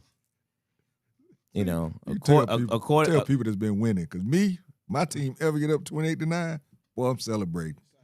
What? According to most of their beliefs is going to be, when you're baptized, when you accept God as your personal Lord and Savior, you are a Christian. That's what. Now, growing up, based on that's where I'm at. But I remember growing up, you did that part, but you also had to. There was other parts to it. There's no alcohol. There's no alcohol. There's no sinning. None of that. When you have to be saved to be a Christian. And again, this is, like I said, when there was no research and stuff like that. If you weren't quote unquote saved, you weren't a Christian. I mean, the word "saved" I think is just a term. The Christian part is supposed to be, asking Christ to be your Lord and accept Him as your Lord and Savior, being baptized. That's what you're taught, and then all those things are supposed to be, and based on what church you go to, it's supposed to be. A good preacher's not gonna tell you, starting today, you can't sin no more. You know what I mean? Because they be lying to you. You know what I'm saying? So it's just supposed to be a matriculation of, you're supposed to go step by step to becoming to doing those things that you feel good and righteous and holy about, and and then again, and then what are those things? I mean, all that stuff is gonna always be up for question. But I think you have to just. That's what I think the older folks are gonna. That's what their beliefs are. Mm-hmm. So. You want to put a top 5 in the chat? The top 5 I was gonna do. I thought you were gonna do it. You want me to do it? This is what we was talking about earlier. Let me read these comments real quick. Okay. But go ahead and do it. Go ahead, type it in. Top 5 is going to be. Well, it's kind of hard now that I think about it because it's only for men. What have you done? What are some of the craziest things that you've done for that thing? For it, to keep it, to get it. I don't think that should just. But you gotta think about who's answering some of these questions. I don't know. I don't really want to hear none of their comments. You know what I'm saying? So. We'll say that one. See what I'm saying? Y'all talking about don't worry about 28-3. No, man. I'm concerned. Hey, go on, JT. I was depending on you, man. And you let's think about it. Let me read some of these comments real quick. They need to wear something so we know. Oh, no, I read that one. People take advantage of the weak. There's always been false prophets. Annalena said that there have always been false prophets. Even Jesus challenged them, calling them a generation of vipers. He was attacked by the religious leaders of the day. I hate the prophets. Profit makers, prophets. Gotcha. They deter folks from Christ's purpose for coming to redeem man and offer eternal life. Pearman says, study the word for thyself. Gigi said that's what the mother was asking. The mother stated when she arrived, I pay you guys to she's back on this on another topic. So I pay you guys to chaperone my child every day. Ooh. Yeah, she gonna go off on them folks. The churches are just a gathering of believers to go out and make disciples for Jesus. What happened to Wiley? I read that one. Tithes only 10%, nothing more. Will said, did you receive the response from a boy? That is a game, guilt you into giving. Kiki said, I don't like the idea of tithes. I just think people should give what they choose when they choose. And the obligation to give anyone a percentage of what I've earned is pimping. Whoa. That's why I watch church online. So when it's time for offering tithes, I put mine in savings jar at the house. Wait. Times go hard for me, I can go to my church savings jar and get help. Pimping.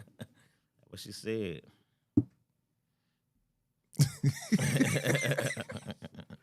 Wow. Okay. Kiki said that. Yes. All right, so I mean, the holidays coming up. We've done some top fives about the holidays. You want to do Christmas songs? It's too early, man. You want to do that next week? Yeah, you gotta do Christmas right before Christmas, man. You supposed to be.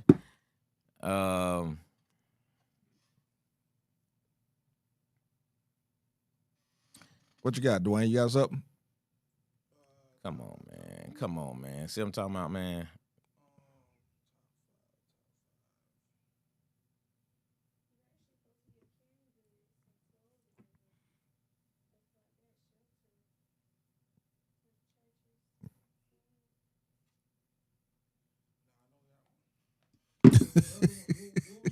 Give me your top 5. Give me your. Hey, listen, this be good for our listeners right here.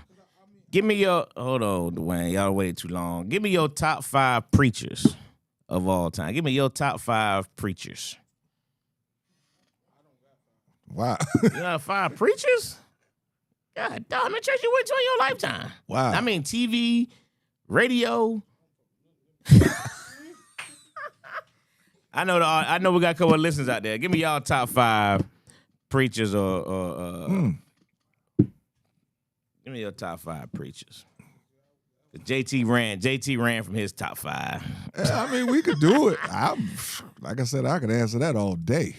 Crazy stuff I've done for that thing, but we can't be. Y'all ready for that one? Go for it. I mean, you ain't want to hear. They're not gonna respond. They better not respond. But go for it. That what you want? All right, let's go. That's it. Will. Will. Hey, Will, they bouncing around on me, Will. JT came in strong, said, don't worry, I got the top 5, so I cut my top 5 thought process off. And like you said, I'm with it. I could do it. Go ahead. All right, so we're gonna do. Let me say this. My top 5, what I was gonna suggest was not Christmas meal. Have we done Christmas movies? We did it a long time ago. We got another touchdown. So, I don't care. all right, let's go with the Christmas movies. Shoot, make a statement. All right. I want to make a statement tonight. We're in position to make a statement.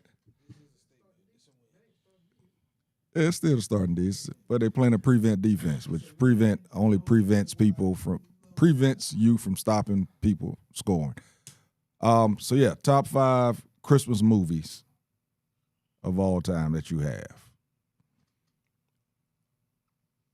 Well, it's too early for that one. You think it's too early? Go ahead. All right, top 5 Christmas movies in your opinion of all time. I'm gonna give you a 2-minute head start. We'll be right back. Classic Conversations with Jae Tea and Lo.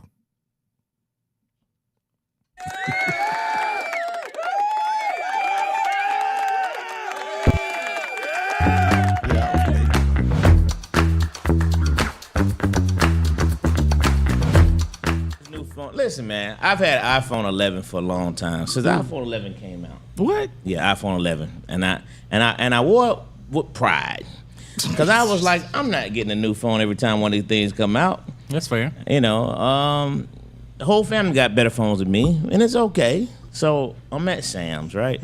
And I'm unloading my cart, and my mom calls me. I put it on the speaker until I get my Bluetooth. You look in the parking lot, it was dry to the left, it was dry to the right, it was dry everywhere you could see.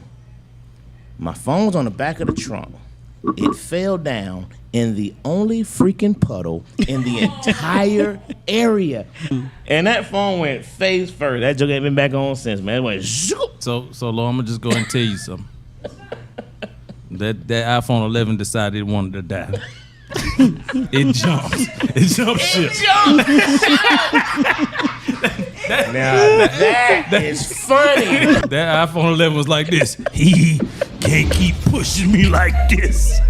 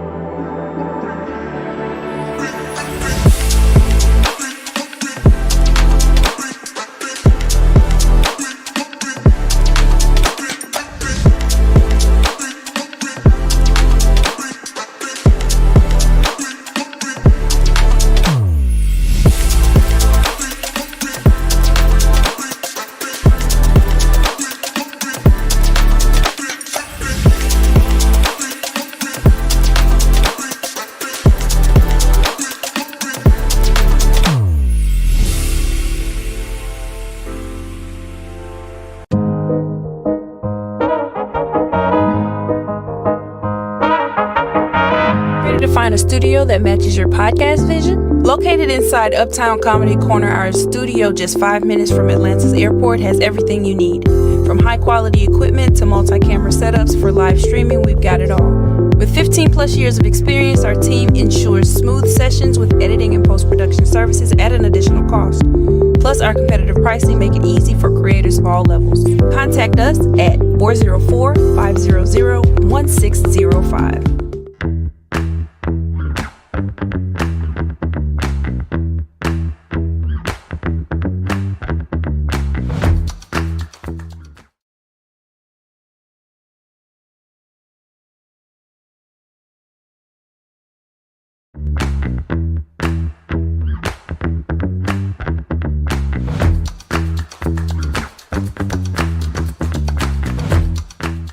Listen, man, I've had iPhone 11 for a long time since iPhone 11 came out. What? Yeah, iPhone 11, and I wore it with pride because I was like, I'm not getting a new phone every time one of these things come out. That's fair. You know, the whole family got better phones than me, and it's okay. So I'm at Sam's, right, and I'm unloading my cart, and my mom calls me. I put on the speaker until I get my Bluetooth. We looked at the parking lot. It was dry to the left. It was Classic dry to the Konversations right. with Jae Tea It was and Lo. dry We back. everywhere We you could back. see. You already My went over phone's on the comments, back of the right? trunk. You got one more? It fell down in the only freaking puddle in the entire So, yeah, we're gonna get area. on with this, And that top phone five went Christmas face movies. first. That joke ain't been Dwayne, back what you on got? since, man. It went zoop. So Lo, I'm gonna just go and tell you something. That iPhone 11 decided it wanted to die. It jumped. It jumped ship.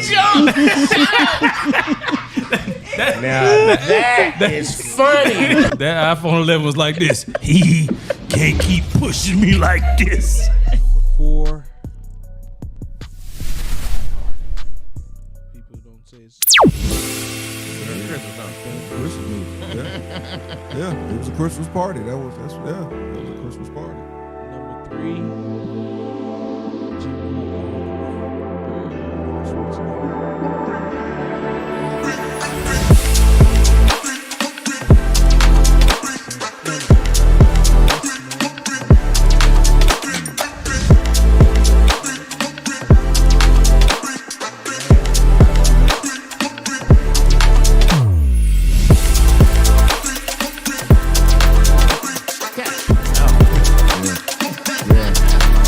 Yeah, he did.